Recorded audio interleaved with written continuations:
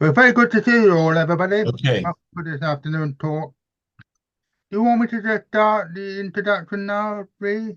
sure. Hello, everybody. Hello, old friends, new friends, future friends. It's great to be here. Peter, thank you so much for the invitation to address the Royal Society of Chemistry Historical Group.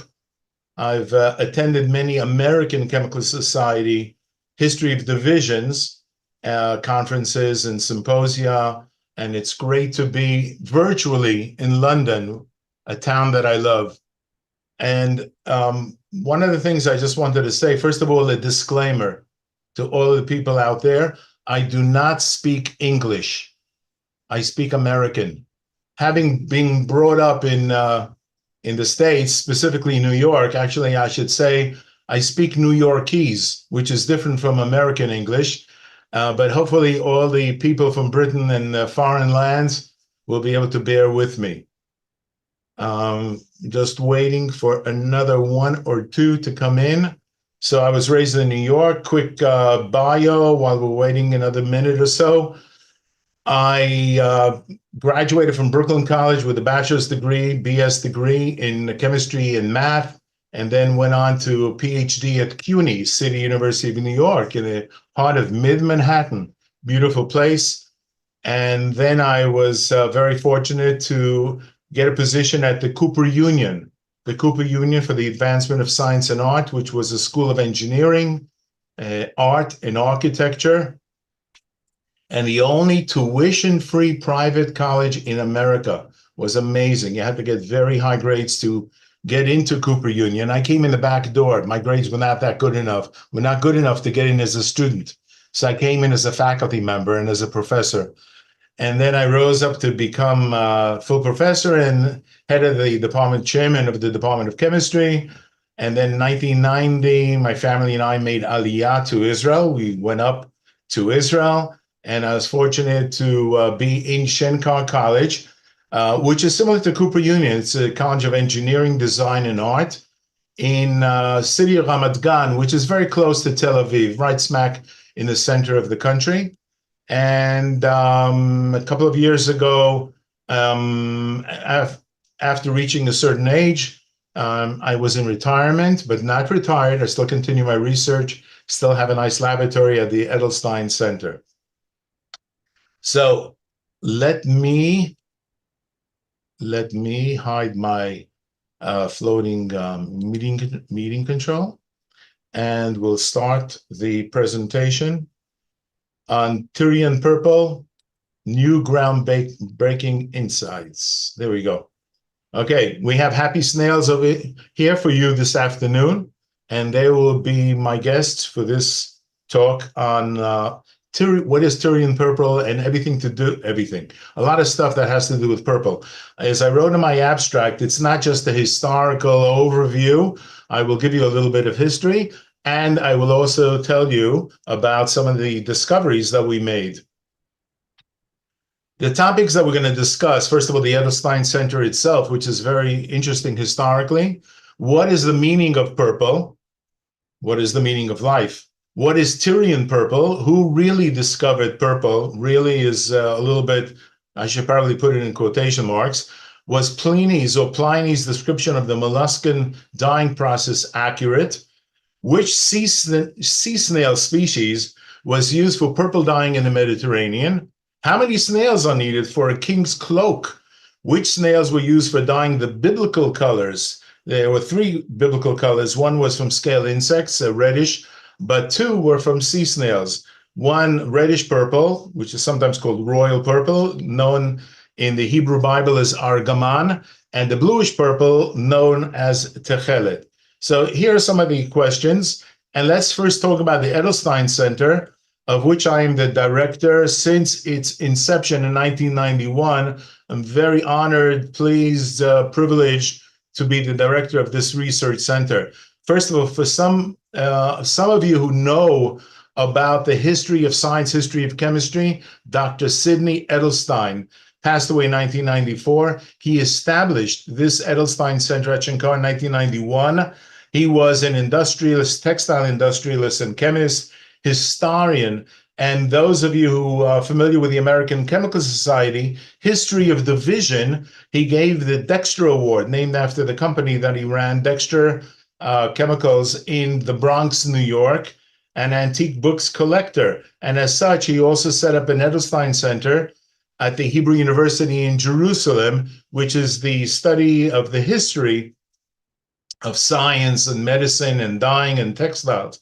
Here at the Shenkar College, Edelstein Center, we do analyses, chromatographic and spectrometric analyses. Now, what I call the Edelstein Center is where CSI meets Indiana Jones, because we do forensic style analyses, like many of you who may be out there who do analyses. We do that kind of analysis on archaeological samples with dye extractions and run them through various instrumentation. We've done analyses on both modern and archaeological samples to get standards going, to analyze them. Fascinating work. Each one of these textiles that you see here could be a lecture by itself. Now, in the beginning of dye analyses, this mad scientist needed a lot of samples. That's what happened 100 years ago when Pfister, almost 100 years ago, started analyses of dyes, archaeological dyes. But today, the analyses are micro-destructive. It's enough if you see the sample with a magnifying glass. Forget about magnifying glass. With a microscope, if you can see with a microscope, many times it's more than enough, as Dr. Sherlock and Dr. Holmes here are showing you. And you can see we've done analyses on a single fiber, not a yarn, a single fiber, which is literally invisible to the naked eye, but the microscope can pick it up. And that is enough, especially for HPLC. I'll mention it very shortly also. Now, the Edelstein Center was inaugurated in 1994, shortly after, unfortunately, Dr. Edelstein passed away. He set up an Edelstein Foundation to support us. Now, the reason I'm showing you this picture is because the gentleman in the center is the sixth president of the state of Israel, Chaim Herzog. If the name means something to you, you'll see in a second. Chaim Herzog inaugurated the center in 1994, as I said. For those of you who are familiar with some of the historians of science and chemistry, you will notice Dr. Tony Travis on the right side over here. And also in the background, Dr. Heini Zollinger, an expert and an author of many books on dyes, the chemistry of dyes. He was a member of the International Board of Governors of Shenkar College, and he's there together with other people. Now, why is Chaim Herzog inaugurating our center? What's the connection? Aha. Well, Chaim Herzog's father was a chief rabbi in Israel, Dr. Isaac Halevi Herzog, and he termed the word porphyrology, which means basically purple, the study of purple, Semitic porphyrology and Hebrew porphyrology. Say that fast 10 times, I cannot. And he has a beautiful picture of him getting a doctorate from the University of London in 1913. There's a British connection throughout my talk, by the way. 1913, received a doctorate. And here, a little bit about him, because again, there's a nice United Kingdom connection to him. He was born in Łomża in Poland, but at the age of 9, he moved to Leeds. And then he was a master of Talmudic studies at the age of 16 only. He studied many languages and other works at the University of London, upon which he, of course, received the doctorate, as I mentioned before, proficient in 12 languages, some of them historic and ancient languages. He became the rabbi of Belfast in 1916, and then in 1919, the rabbi of Dublin, and then the chief rabbi of Ireland in 1921. He was the second Ashkenazi chief rabbi of the British Mandate of Palestine. And then when Israel was created in 1948, he became the first chief rabbi. So what is interesting is that this is a copy of his own handwritten doctorate, some of it typed, some of it handwritten, Semitic porphyrology in his own handwriting. And in 1987, his doctorate was republished. Well, I shouldn't say just republished. It was edited and presented very nicely in 1987. And this is from 1913. Now we are in 2024. Ladies and gentlemen, even today, I use this book over 100 years later. It's unbelievable and how much insight you get from reading his work on the purple trade, the purple, the production of purple, etc. Amazing. Okay, that's Edelstein Center. Let's talk about the meaning of purple. Now, I happen to like, I hope a lot of people do like Wikipedia. I happen to like Wikipedia for many things. I don't just believe it on site, but it's a very, very good source. I like the purple entry from Wikipedia. It gives you these pictures that show you what purple is. Now, as you can tell, just from these 4 images, there are many, many more images, so that the word purple, there are more than 50 shades of purple. What you see here, the reddish, the brownish red and different reds, and even the bluish grapes, all of these are considered in the umbrella of purple, because purple, as you know, is not a pure color. It's a combination of red and blue. Depending on how much red you have, how much blue you have, you'll get different shades. And that's why when I write articles, when I want to talk about generic purple, I just say purple. But when you want to emphasize, and you'll see soon also, reddish purple, say reddish purple. You want to say bluish purple, I will say bluish purple or bluish violet. Bluish purple is the best one. And as Margaret Wolfe Hungerford, the Irish novelist in the 19th century, wrote, and we use it a lot today, beauty is in the eye of the beholder. And by the way, the others before her, they used that concept, like Benjamin Franklin, David Hume, and John Lilly, I think it was the 16th century. They used that kind of concept. Beauty is in the eye of the beholder. Well, when you talk about purple and other colors, so is color in the eye of the beholder. And for my British friends, I added the U. Don't tell me I don't think of you. So as far as purple is concerned, it's a gamut from reddish to bluish. We'll get more of that later on. Now, what's Tyrian purple?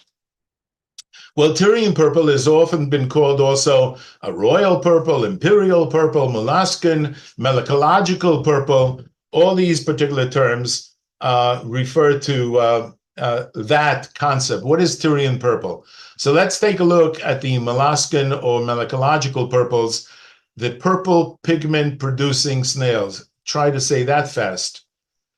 There's a Club Med of sea snails that many of us know about this. This is not necessarily anything new to those who research in it. The Club Med of purple producing snails. We have the spiky snail. They're often referred to murex snails. Okay, this one is the Bolinus brandaris is the latest name. Murex brandaris used to be the name for it also. And you can see the spikes and the spiny snail. The truncated spikes is the trunculus, the murex, or the hexaplex trunculus. And the lady with the red lipstick, the Stramonita hemostoma, a beautiful one. From all of these, from the glands, the living animal, not the shell, of course, from a certain gland, a living animal, you can produce an extract a fluid that will eventually become a purple pigment. We'll see that very shortly. Now, many of you know of this particular legend that we have this Hercules or Heracles, as he was also called, Hercules, same name, in the Greco-Roman world, or Melkart for the Phoenicians, these divine heroes. This divine hero, this specific one, was walking with his dog along the beach on the way to court a nymph by the name of Tyro or Tiro, whatever her name was. And lo and behold, and this is captured by Rubens' painting in 1636 about, Hercules' dog discovers Tyrian purple because the dog along the beach bites this particular snail and his mouth turns purplish or reddish purple.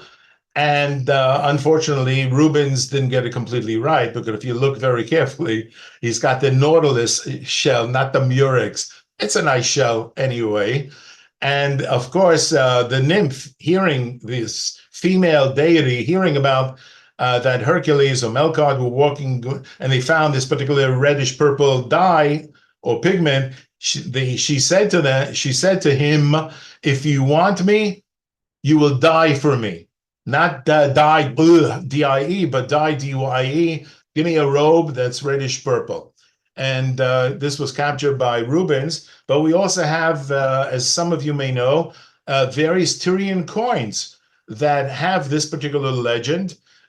Tyrian coins from the 3rd century. You can see the outline of the dog. If you just step back a little bit, you can see the outline of a dog biting this particular seashell from this coin, and another coin, a similar concept, the dog biting the shell, and also from the black and white image that you see up on top, the dog biting the shell. By the way, in all of these Tyrian coins, what is interesting, even though I mentioned that there were known as 3 species that from which you can produce a purple pigment, all of these sea snails are Hexaplex trunculus. Very interesting, as you'll see why it makes sense towards the end of the talk.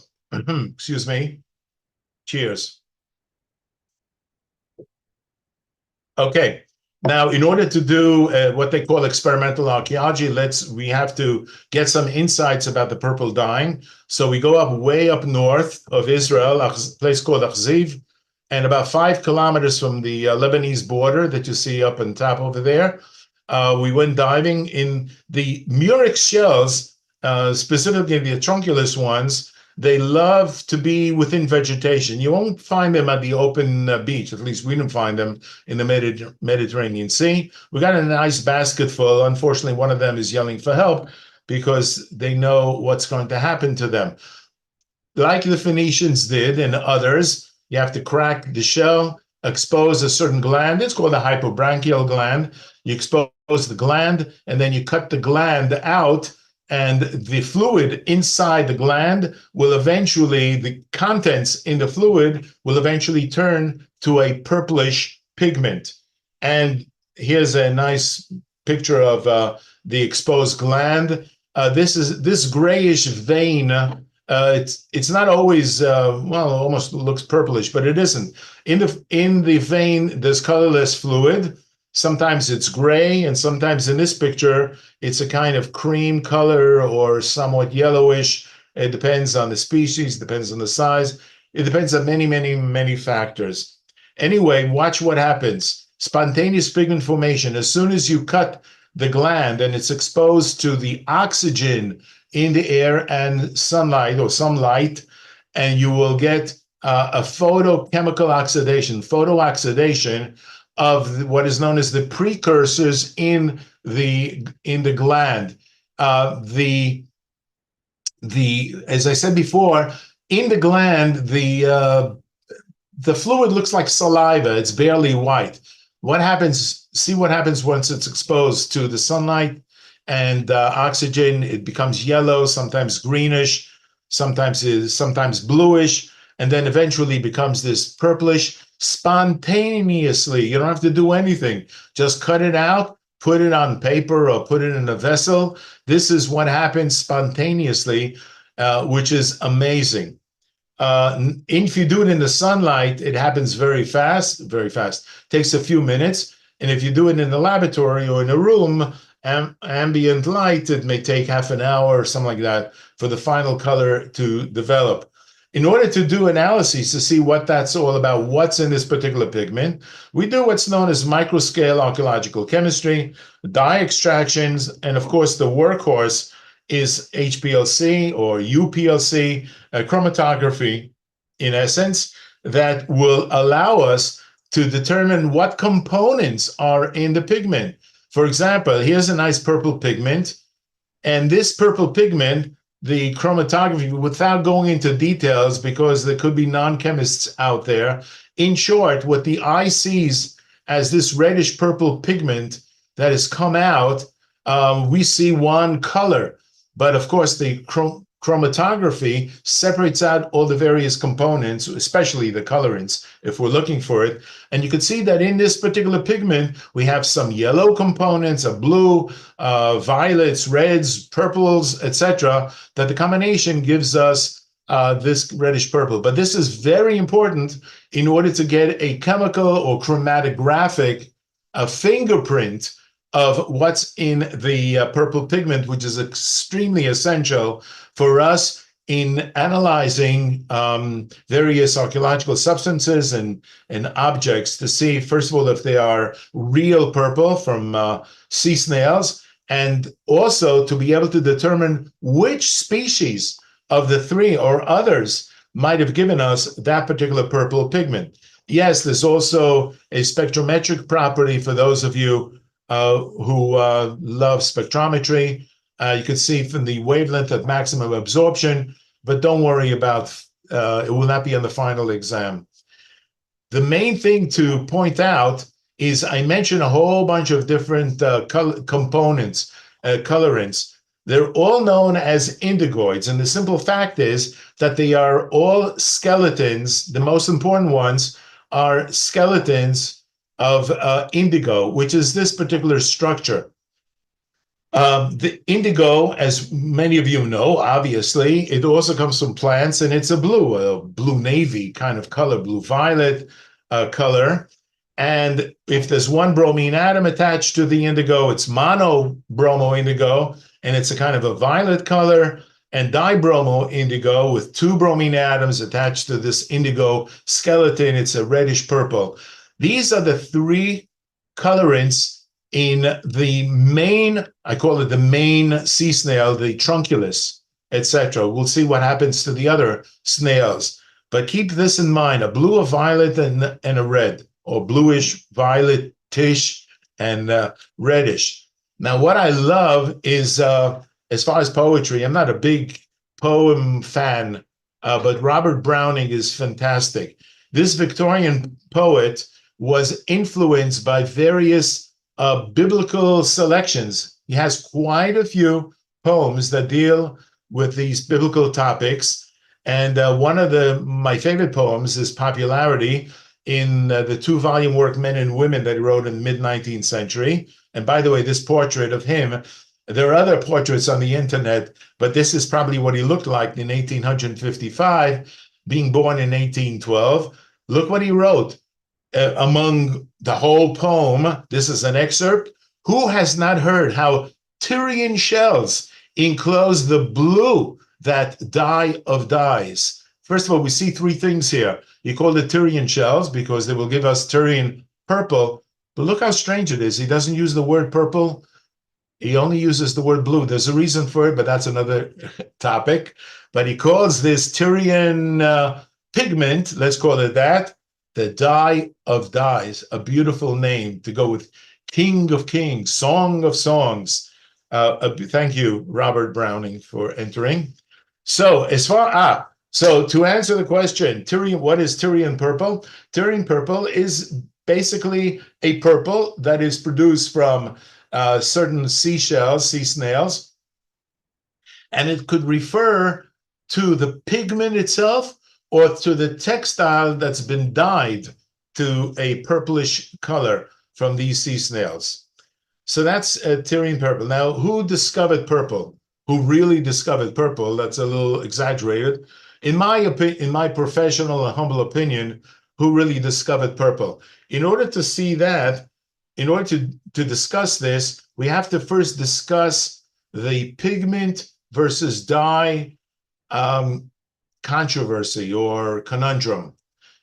Many writings which get me upset in the literature of archaeologists and others that have found the purple in a certain site, they mention, purple dye workshop.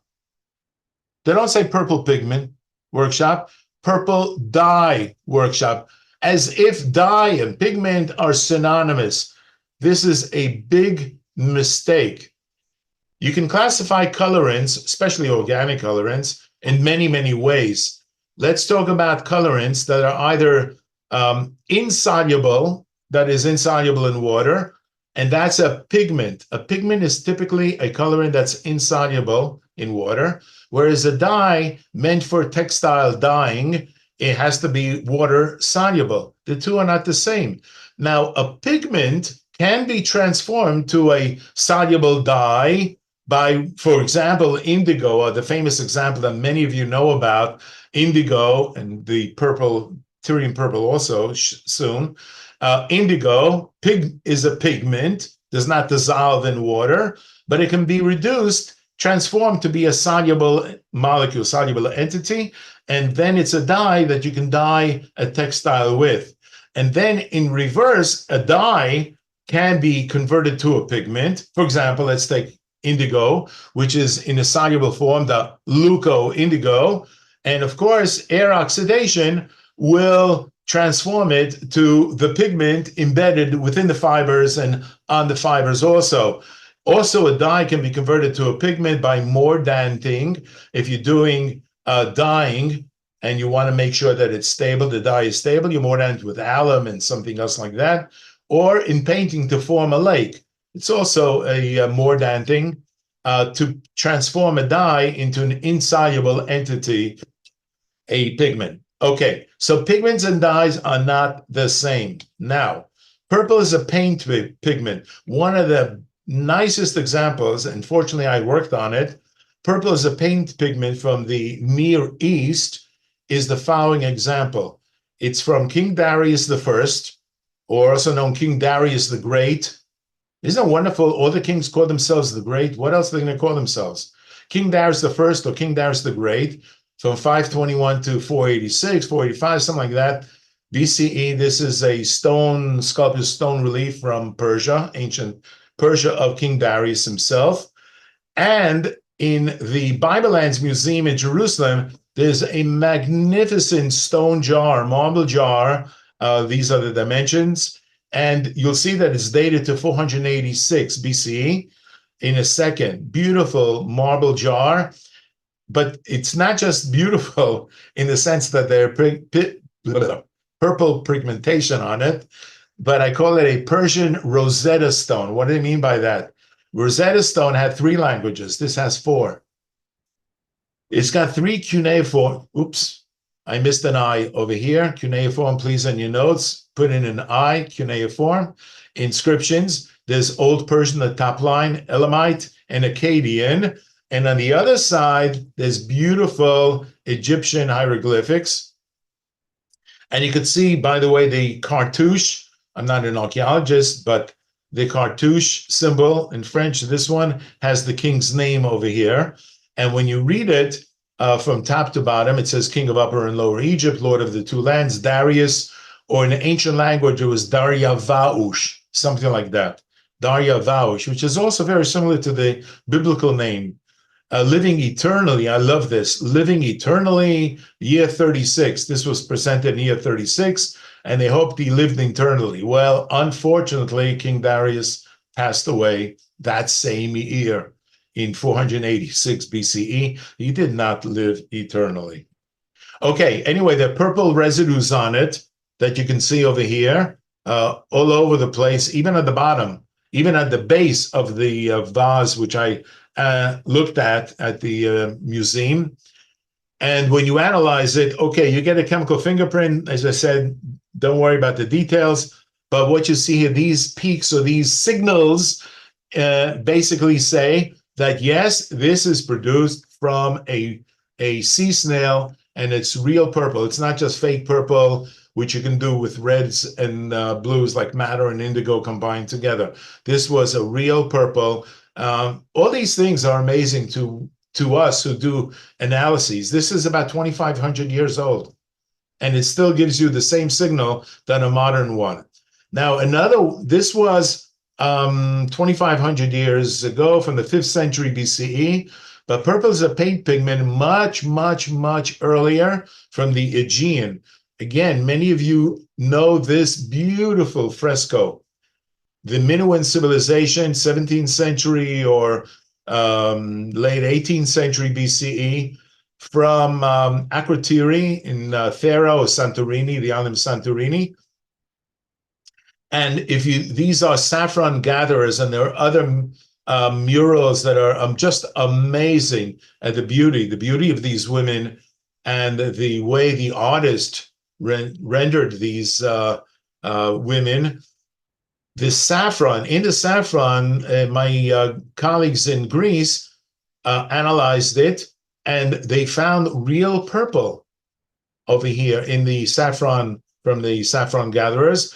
The Minoans in the Aegean were the first to produce the purple as a paint pigment about 4 millennia ago. Now, this is 17th century, the even early 18th century, 1800 years BCE. So let's talk, we're talking about 3,800 years ago. Let's say approximately, let's round the number, 4 millennia ago. There is no Phoenician site that is that old, from about 4 millennia ago. So as far as I'm concerned, this is one of the answers to the question, who discovered purple? I deliberately left it like that. Now, I didn't say purple pigment or purple dye. Who discovered purple? There's pretty much no question that the Aegean peoples, the Minoans, or Minoans, however you pronounce it, discovered the purple pigment from about 4 millennia ago. Now, what about purple as a textile dye? Let's go to the Phoenician sites. The many Phoenician sites, not just from what is now Israel, but also from Syria, of course, and from Lebanon. These are potsherds or potsherds that you can see beautiful purple pigmentation. Also, this two-pit system of which various stones with purple pigment were found and that I analyzed. If you take a look, by the way, at this one from 7th century BC, Tel Kabri up north. Tel Dor is also north, but not as north as Tel Kabri. If you look at the curvature and you continue and extrapolate it, you get a big vat that can hold hundreds of liters of liquid. This is an industrial size, even though there's just one sample that I'm giving you over here. And this was exhibited at one of the museums in Tel Aviv about 20 years ago. 11th century BCE from Tel Kisan, you could see also just this remains. But again, if you continue the curvature, it's amazing that you'll see. And here's a reconstructed one. All the pieces are together. This can easily hold 100 liters of liquid inside. You could see the purple pigmentation. So that there's archaeological evidence that dye vats existed in Phoenician sites from even 13th century BCE. So let's extrapolate 15th century. Let's round it off a little bit more, so that in my opinion, archaeochemical evidence that the purple pigment was transformed into a dye mostly by the Phoenicians, and they produced dyed textiles in their sites, in their dyeing sites, so about half a millennium later. In other words, I believe that the Minoans, yes, discovered the purple pigment, but from about 4 millennia ago, let's say 4,000 years ago, and the Phoenicians discovered how to transform the pigment into a soluble dye for textile dyeing, for royalty, etc. About half a millennium later, let's say about 3,500 years ago. We can discuss this topic by itself much more, but let's go on. Now, do we know which sea snail species was used of the three in the Mediterranean that I mentioned before? The trunculus, the brandaris, the hemastoma. Can we determine which sea snail species was used for purple dyeing in the Mediterranean? The answer is yes. And here it is. So if we go back to the Darius jar, we can see, and analyzing it, I asked the question myself, rhetorical question, how can I tell which sea snail species gave us this wonderful pigment?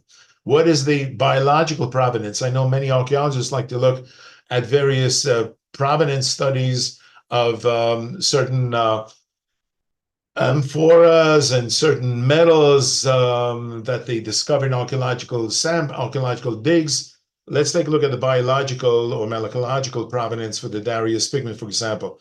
So analyzing many, many samples and looking at multi-component analyses with the HPLC, as I said, on the right side, there are yellows, there's a blue, there's a different reds, violets, and the reddish purple. And you can see, you can quantify all of these, components. But the key, as I looked at it, was all the trunculus samples that I analyzed contained a significant amount of monobromo indigo, MBI. If you take a look at the last two columns, the Brandacia nemostoma have virtually no MBI. So, and you cannot, based on the techniques that they processed the purple pigment, which again I wrote about, you cannot artificially produce monobromo indigo with the techniques that they used. So that if you do see monobromo indigo, that is the biomarker or chromatic marker that a trunculus species was used. Perhaps others were used also, but you know that at least a trunculus was used. So why is a trunculus different? Some of you may know that in Passover, we say in the Seder night, why is this night different from all the other nights? Well, we can say the same about trunculus. Why is the trunculus different from all the other snails? Because the trunculus has monobromo indigo. The MBI, excuse me, MBI is significant in the trunculus. And what is amazing, you look at the literature, all archaeological molluscan purple pigments and dyes that have been properly analyzed via HPLC have detected significant amounts of MBI. Therefore, I declared that all archaeological purple pigments from sea snails and dyes, whether it's a pigment on a vat or a pigment in a textile, all of them were produced from Hexaplex trunculus species. And what can I do? Not all snails were created equal. Now, as far as the Darius pigment is concerned, when we analyze it, yes, obviously it's reddish, so you're going to get a lot of reddish component, which you see over here. A significant amount of monobromo indigo and a little bit of indigo. And this is the pigment that can come from it. And I call it dibromo indigo rich. It's rich in the red component, obviously, and it comes in the Murex trunculus or Hexaplex trunculus, this one. Now, purple is a textile dye. How do they do the dyeing in antiquity? Well, good old John Edmonds, now of late, John Edmonds of, where did he live? Chalfont. I hope I'm pronouncing it correctly. For those of you British friends, he was an expert in indigo dyeing, and he realized its fermentation. And when he looked at the indigo fermentation, he applied it also to the pigment that comes from the snail. And we know that it's an indigoid, so it should behave similarly, not identically, but similarly. So purple is a textile dye. We also did various dyeings with this pigment. So here's a shortcut of what is done. The solid pigment, which is an indigoid, actually consisting of various indigoids, as you can see over here, that's its molecular structure. You put it in, you put it in water. I call it the water blue. And then if you perform reduction, now how do they do reduction? You take the glands. In the glands, you have these bacteria that are anaerobic, and they love a warm temperature, thermophilic, together with an alkaline salt or alkaline material, some base, and you get the reduced, just like you would get with indigo. You get a reduced soluble dye, and then you bring your sheep, you shear it, shear the wool, clean it, comb it, etc. You put it into the green reduced solution. The becomes green, obviously, but look what happens once you raise it up into the air. 1, 2, 3. Air oxidation produces the purple pigment that is the similar components. It's never exactly the same, but the same kind of, in the same proportion of components in the final product as in the original pigment. Now it's in the textile dye. And we carried it out. This is just in water, reddish purple pigment in water. Nothing happens to it together with the glands. And you can see eventually it turns green. And then after taking out the wool, the green, watch how it turns into the final purple color in the air. So as far as discovering the purple, as I said before, purple pigment was produced by Minoans, discovered by Minoans, in my opinion, and the dye by the Phoenicians about a half a millennium later. Now, was Pliny's description of the molluscan dyeing process accurate? I get very annoyed at some people who write the following. So first of all, let me rewrite Shakespeare. Friends, Romans, countrymen, or countrywomen,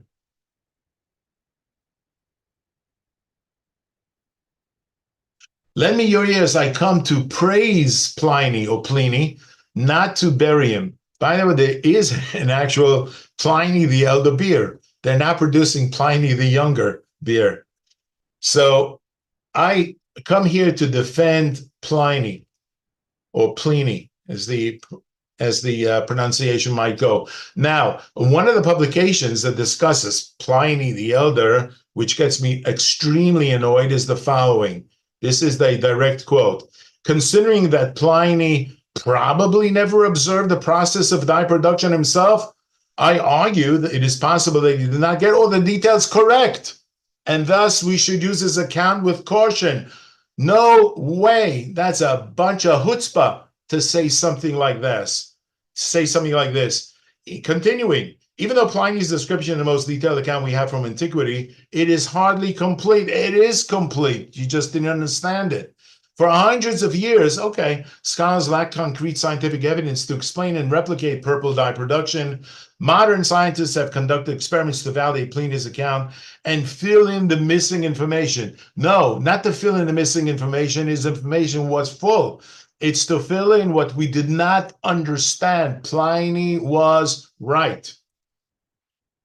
Here's what Pliny writes, among other things, in the Natural History, Book 9, subsequently translated, obviously, into English. Subsequently, the vein of which we spoke is removed, and to this salim,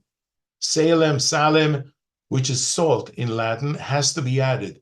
3 days is the proper time for it to be steeped, and that's the only external auxiliary reagent needed for the purple dyeing. It is not part of the actual color or the colorant, but it's an auxiliary to help it dissolve.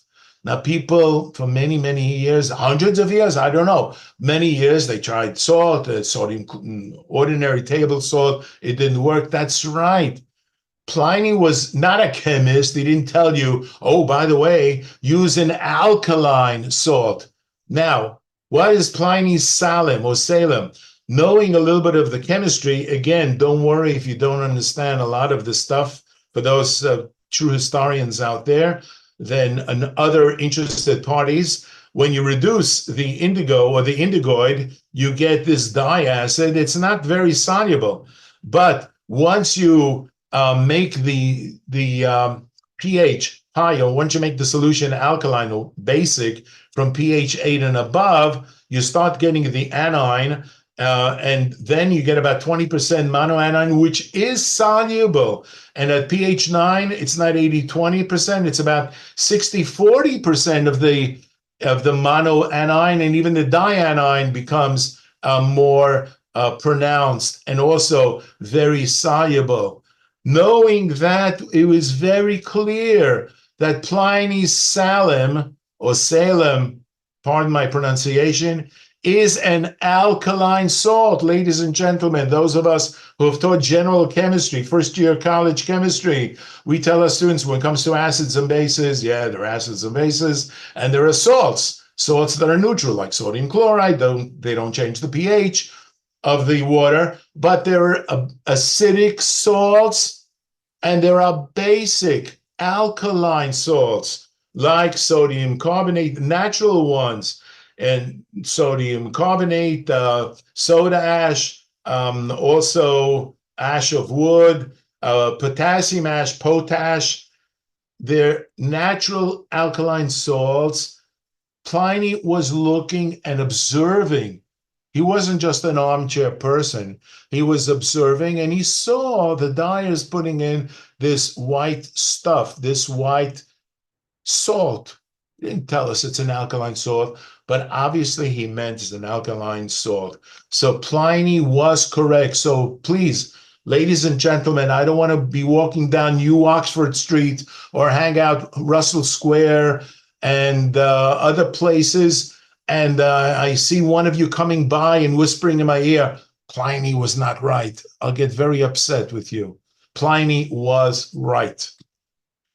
How many snails are needed for a king's cloak? Good question. How many snails did any king, if it's from head to toe, how many did he have? Well, let's take a look at this wonderful picture from Telkisan.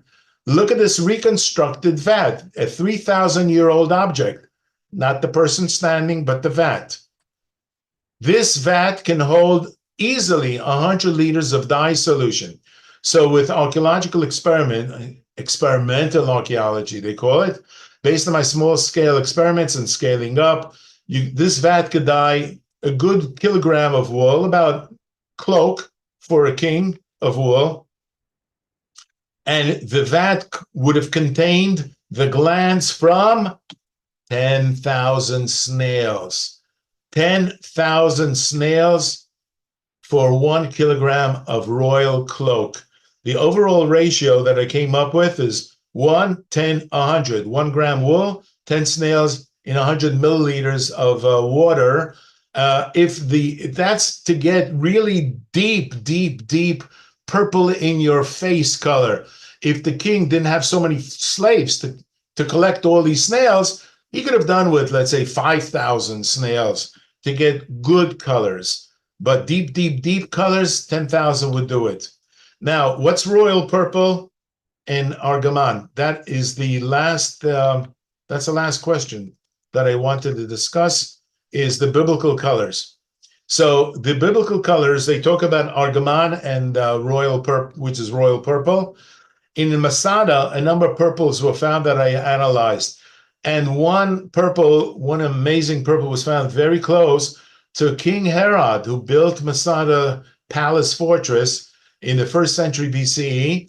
There's a throne room. It's close to the public, but you could see these holes in the wall, in the ground.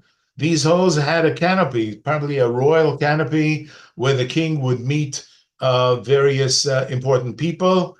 There's a very nice coin in Greek. Greek was the main language, the main official language, formal language. And Herodoi Vasilios, I hope I'm pronouncing it correctly, Herodoi Vasilios of King Herod. And a number of textile samples were found. Anyway, when we analyzed it, yes, it was real purple by the signals that we get from this. And this is a microscope picture, a very highly illuminated one, so that's why it looks pinkish.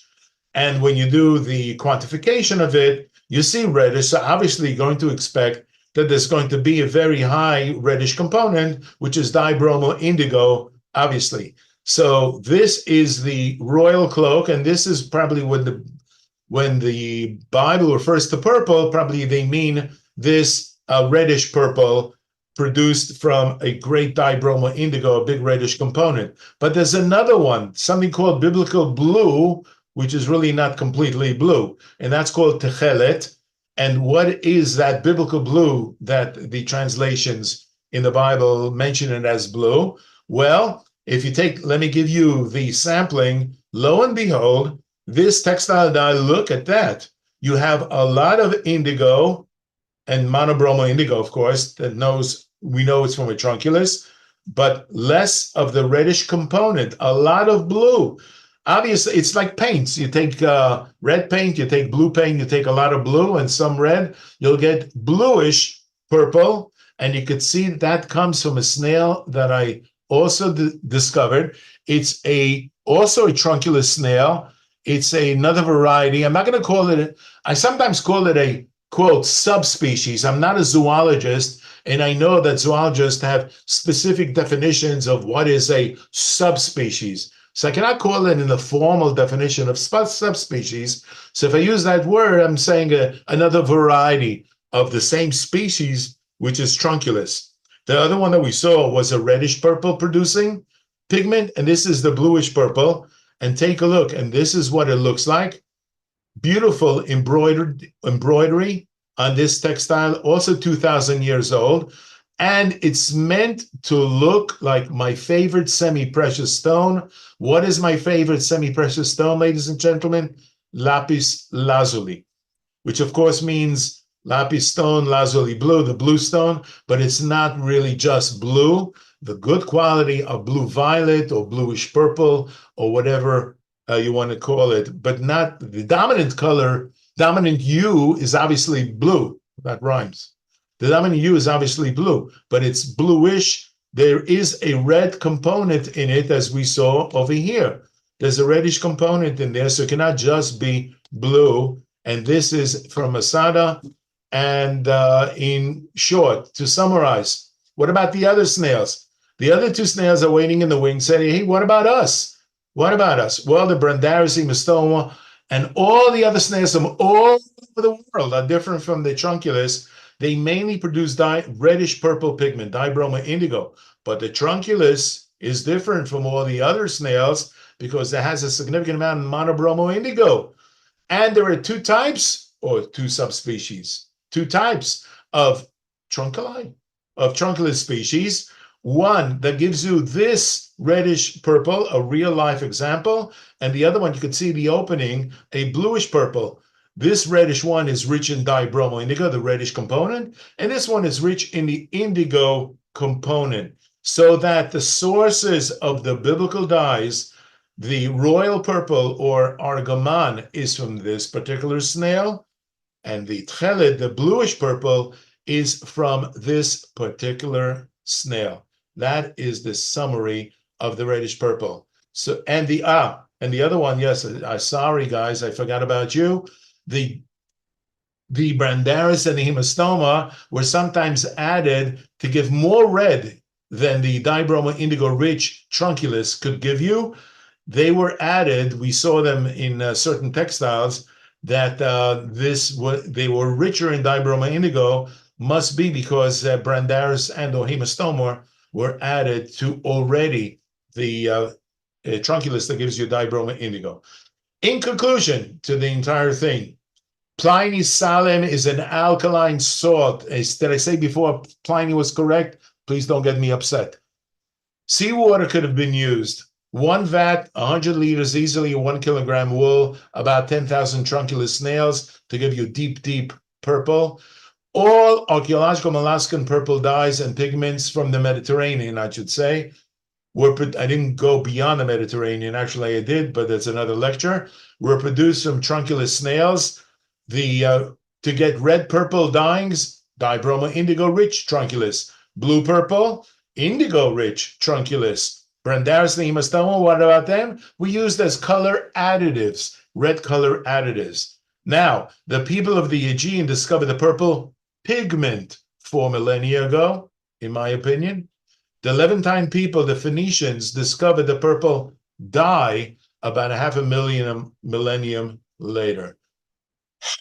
I also gave a talk, a TEDx talk, you can look it up. Should you kiss with lipstick? I will not give you a spoiler, but you could look it up. Should you kiss with lipstick? And that, ladies and gentlemen, that is all, folks, for my talk.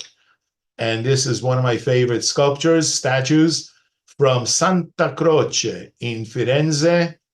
He's saying goodbye to you. And this is the bottom. You could see the website, edelsteincenter.wordpress.com. Center spelled the American way. Please forgive me, all my British friends. That's all, folks. Peter, Well, thank you very much, Steve, for take it away. Okay, we have a few questions here. Firstly, what was the economic importance of the Tyrian Purple? I mean, was it a major part of the Phoenician economy? It was definitely part of the Phoenician economy. That was known, as some people say, Phoenician, Phoenix means red people. That could be the major product, but I don't think it was the major product. They were also good traders. Don't forget that they were all over the Mediterranean, all the way to Portugal, Morocco, all sorts of city-states all along the Mediterranean basin. They set up city-states. So there were traders in various goods also. So they were well off. Yes. This raises another question, but if you need 10,000 nails for just one cloak, uh, I mean, how do you get 10,000 nails? I mean, is it possible to farm them? Yes, actually, you can collect them. I haven't tried 10,000. I just tried about 30 or 50 at a time. But the nice thing about it is that you can collect them in different days, one day after the other. You can, if you know where to collect them, I was able to collect about 50 of them in about 1 hour, 2 hours. I don't remember. It was about 20 years ago or so. So multiply that by a number of people. I had two other helpers. Multiply that by 10 slaves. They weren't my slaves. 50 slaves, 100 slaves. You can go around and collect them.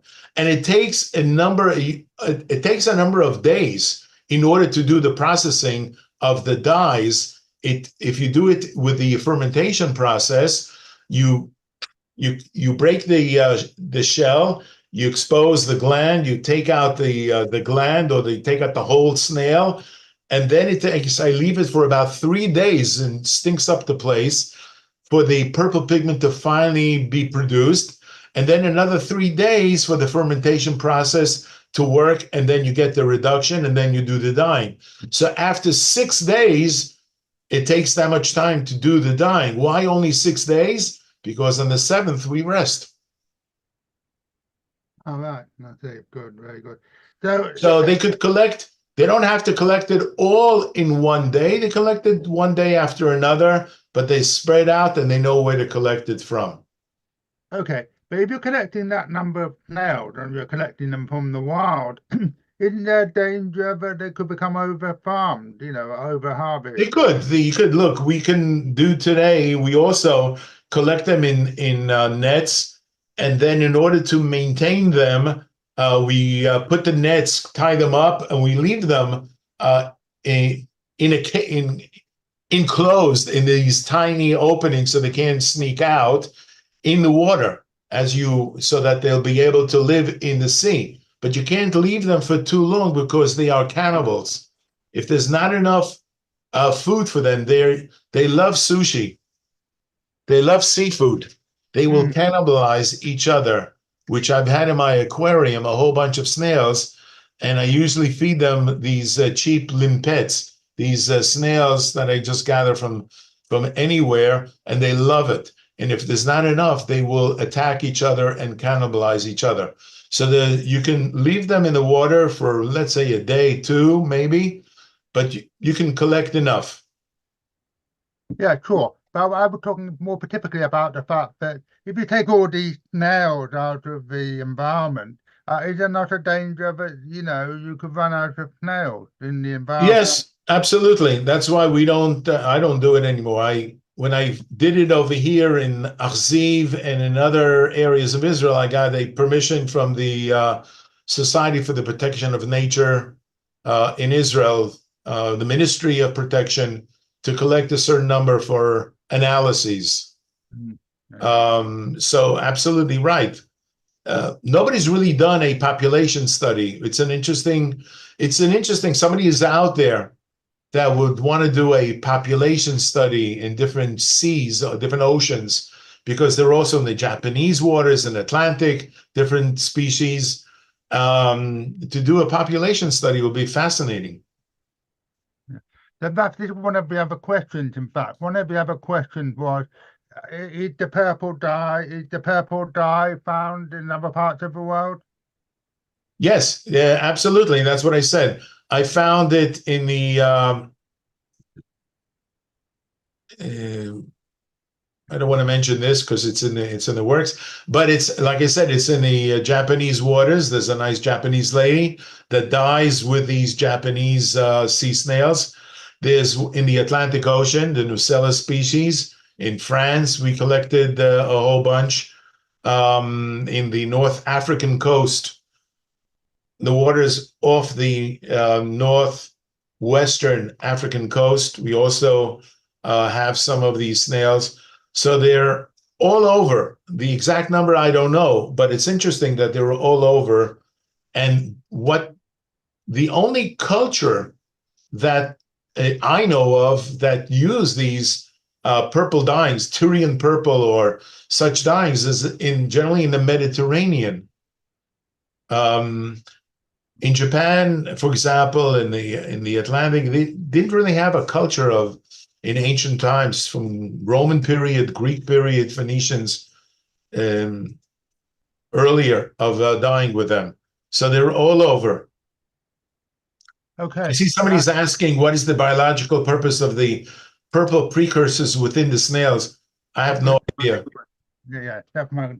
You have no idea. No, it's a good question. It's a great question. Some say it's to fend off predators, but I'm not sure about that. That's the usual thing, isn't it? It's either for energy or for warding off predators. It seems to be one or the other with the biological thing. By the way, I see in the chat, how fast were these dyes to light and water, including salt water? These were the most stable of dyes. The most stable of dyes, one of the reasons is because dibromo indigo is the least soluble, it's the most insoluble, if you can say that. There's no such thing as, we tell our students, I'll mention the letters KSP. There's no such thing as completely insoluble. But if you want to come as close as possible to insolubility, the dibromo indigo, the purple pigment and the dyes, they've lasted more than 3,000. I think they even found some 3,500-year-old textiles that you could still see. You could still analyze the purple dyes. And the question is, where in the Bible are these colors mentioned? Just look up the Old Testament, the New Testament.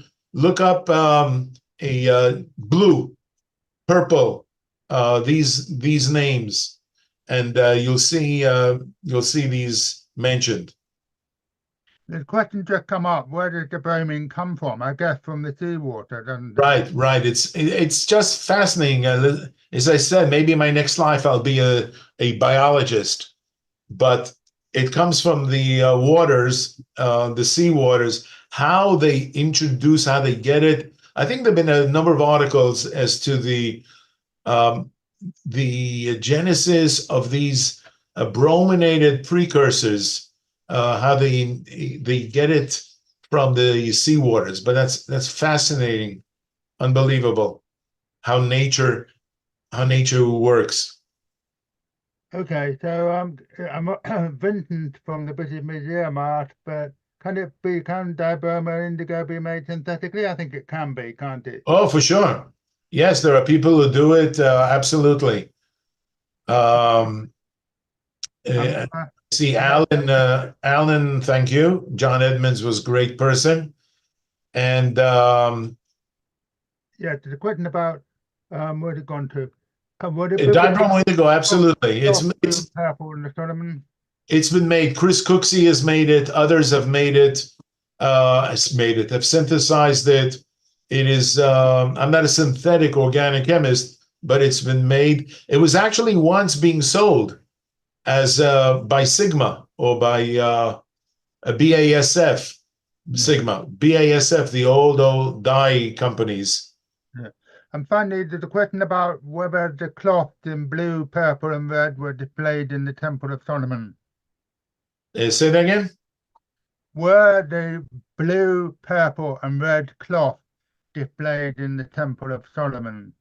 Okay, when you look up in the temple, you could see it in various textiles, in the curtains to the Holy of Holies and various textile furnishings.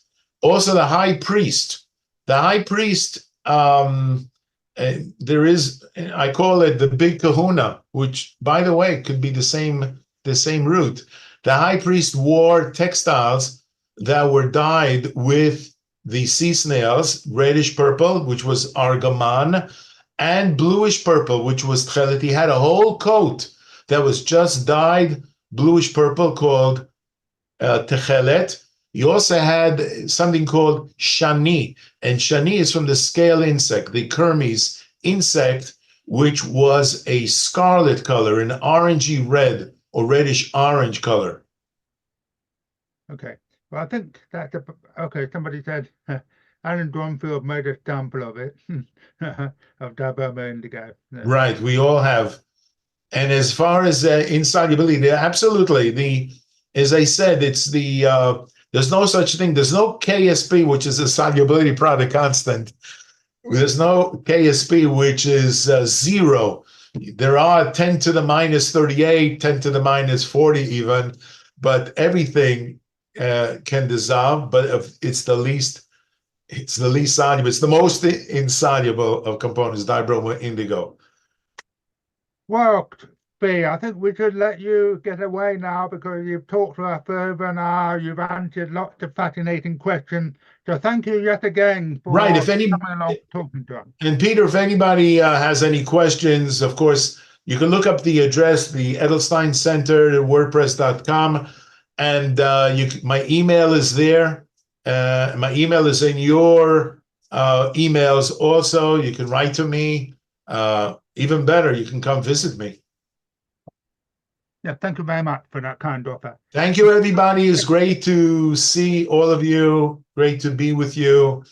Cheerio. Let's hope for better days for all of mankind. Okay, thank you very much. And by Thank the way, you. let me briefly mention before we finish the conference on chemistry, medicine, and history being put on by Alan Dronfield, who was us today. Go back and look at my email if you want to register for the conference. There's still time. I hope you all have a good afternoon, and I look forward to seeing you next month. In the meantime, next month talk, just excuse me a moment while I look up next month talk. Sorry for the lapse of memory. Yes, sorry about this. Next month talk is going to be, oh yes, actually not totally incompatible with this month's talk. It's from Marta Mashori, talking about research on pigments at the National Gallery. So there is a relation. And in fact, the following month, we're going to hear from two Dutch researchers who are going to be talking about synthetic indigo. So the whole theme continues for most of the rest of this year. So meanwhile, thank you very much, everybody, for coming. Thank you again, Zvi, for talking to us. Goodbye to everybody, and hope you have a wonderful time, wherever you may be. Bye.